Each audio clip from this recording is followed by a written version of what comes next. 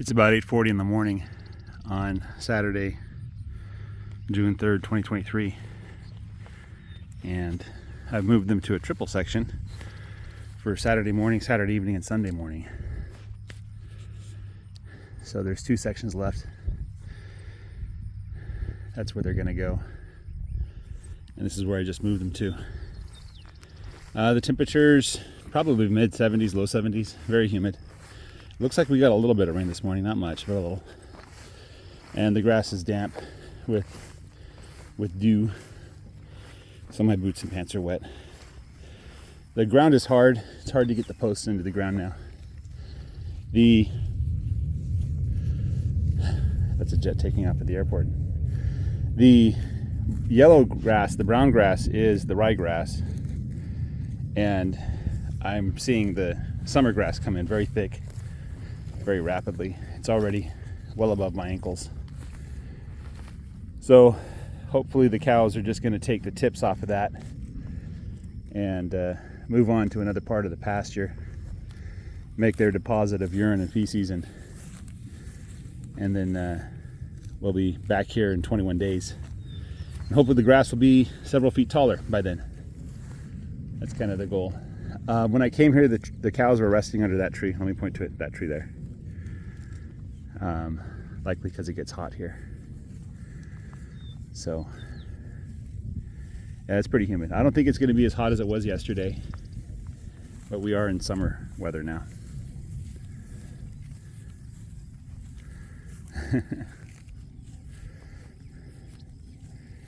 Anyway, hopefully the bulls are doing their jobs. Their one job. The one reason why you keep a bull around. I guess you can keep a bull around for protection of the herd, but really the cows can defend themselves from almost any threat out there. But hopefully 8 or 9 months from now we'll have a whole bunch of beautiful young calves. So I'm looking forward to that. Come September, I think, or maybe August, I'll have to pull the bulls off because I don't want the calves to be born in summer. In June, July, August, maybe September's okay.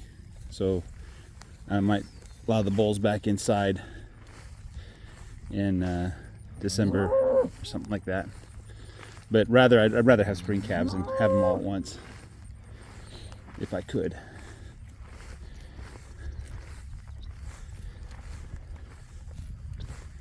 The thought that I'm having this morning is question of slavery, and it's an issue I've spent a fair amount of time studying. I think the people of America are unjustly and unfairly treated with regards to this issue. There's a couple of facts that you need to understand is that the vast majority of Americans never owned a slave. Certainly not since the 1800s. The other fact is that the institution of slavery is not what you were told it is. There were extreme cases, of course. There were abuses of the system, but I believe that if you did a comprehensive survey of the practice, you would probably find it an entirely different institution than what you were told in school. Another fact of the matter is that it wasn't just one race that was enslaved by another race. It wasn't just one race that was enslaving at all. Everybody participated in slavery on both ends throughout history. There is not a nation on earth until the United States of America and Great Britain that I can think of that banned the institution of slavery. And so in that regard, I think the world should be upholding the United States, the Anglo-Saxon people, the English, the British, as a paragon of virtue with regards to slavery. Because we are the only people in history to abolish it. I cannot think of any other race of man that has ever done that before. Now, with regards to what slavery actually is, slavery comes from the word Slav. The Slavs are a tribe of a Germanic tribe that comes from the part of the Eastern Europe. And the Romans would take slaves from that population as a result of their constant fighting. It was common practice in the ancient world to enslave your defeated foes. And this was for several purposes. Not all of them were good purposes, but these are the purposes nonetheless. Purpose number one was to deprive the conquered peoples of healthy young males who could potentially form an army or train the next generation, and thus prevent future wars by subjugating the people. Another purpose of slavery is to humiliate the people and to remind them that they lost the war and that they were defeated.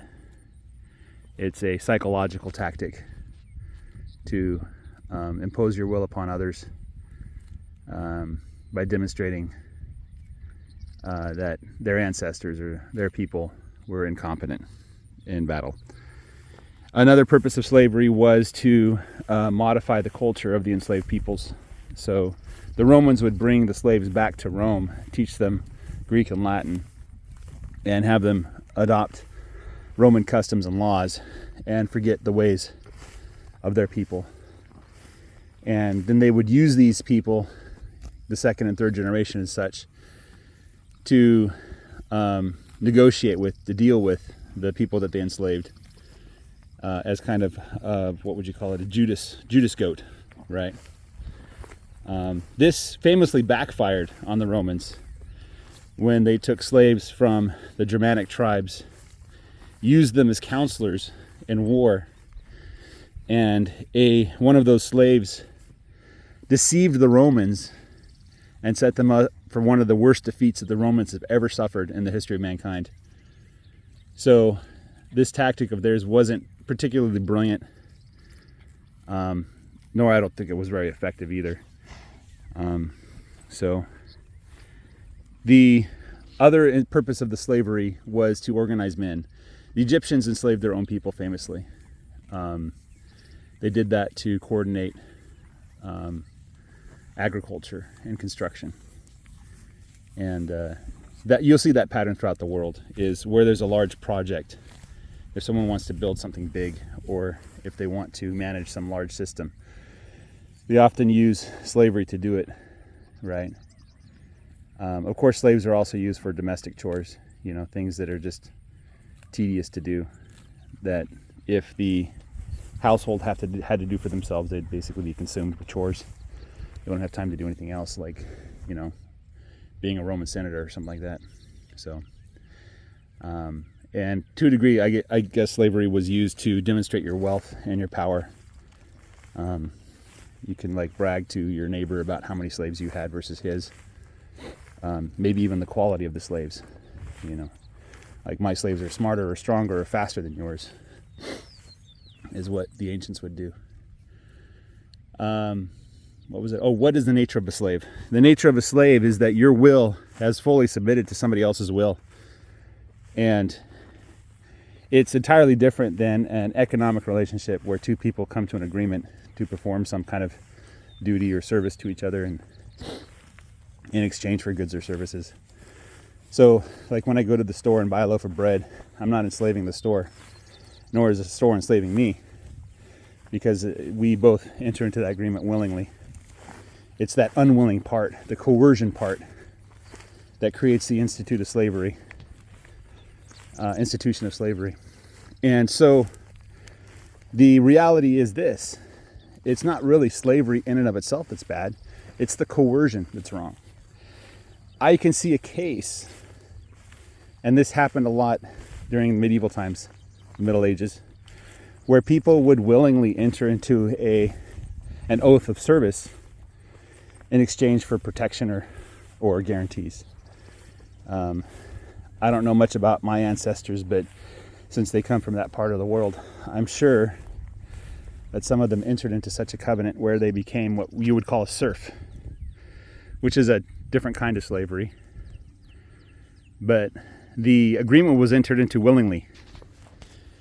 And it was a quid pro quo, this for that, right?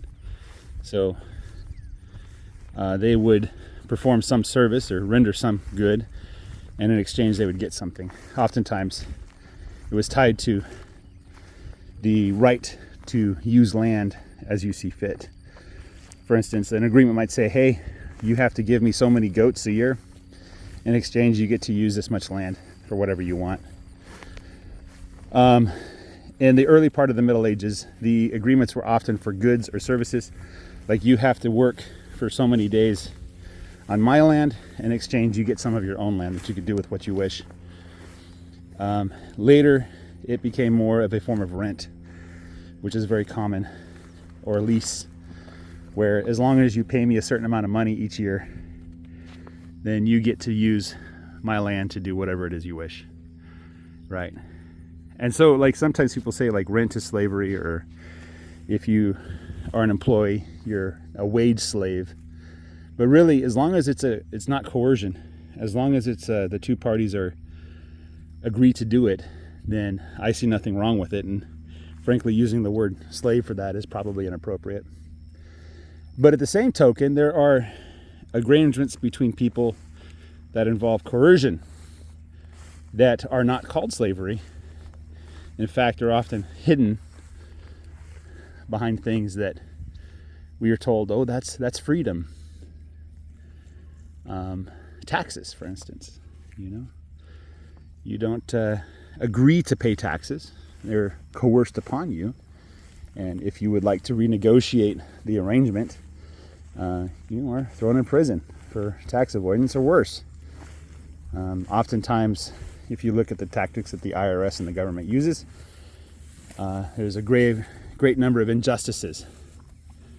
An example would be guilty until proven innocent. There's also, of course, the civil forfeiture, which is a fancy way of saying the government steals your money and won't give it back to you for any reason whatsoever. For those who don't know what that is, if I am caught by the police and I have like $5,000 in my wallet, then they will take that money, because obviously I must be part of some drug gang. Obviously I'm up to no good. There's no legitimate reason a person would ever carry that much money in their wallet. And so the government takes my money, and without evidence of any wrongdoing, guilty until proven innocent, basically. And to make matters worse, when I go to sue the government and say, hey, I'd like my money back, please, the government often says, nope, we're going to keep it. It's part of an ongoing investigation that's going to last for the next 1,000 years. So that's another form of slavery there, is when, or coercion, I guess, is the evil, So anyway, that's my thoughts on slavery. I think it's an entirely political issue.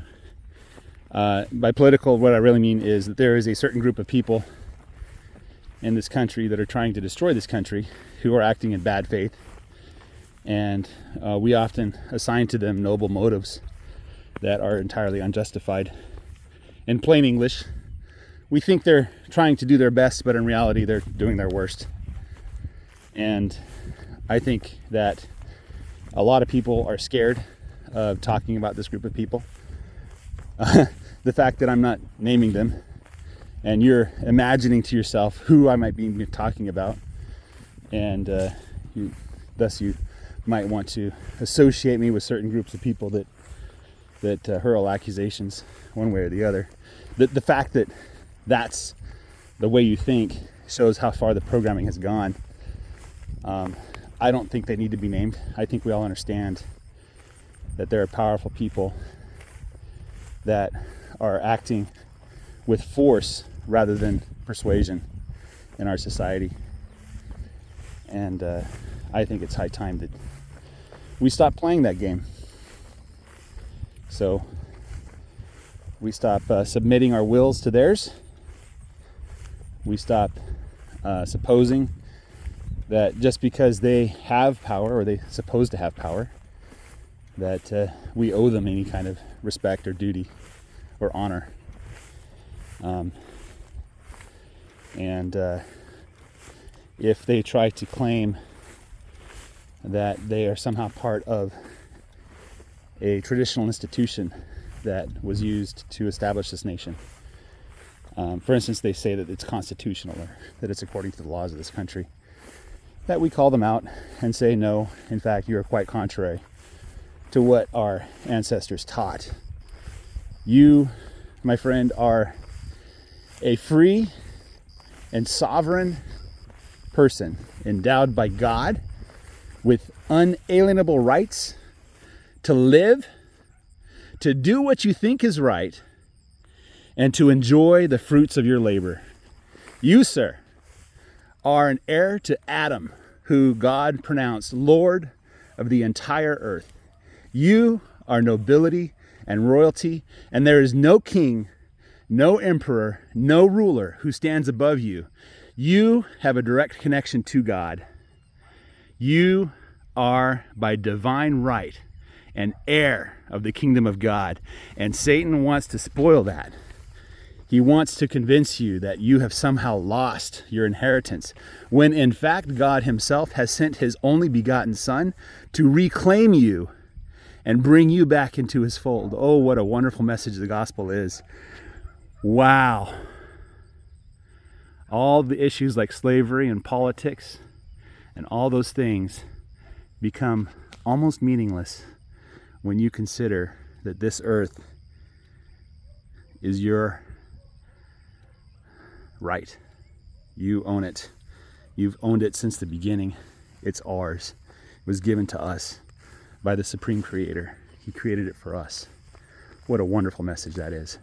And I challenge anyone else to come up with a better message that gives man more hope, more motivation to do what's right. There is none. This is the best. So that's my thoughts on slavery. Don't allow yourself to become a slave. Don't allow others to coerce you to do things you don't think are right.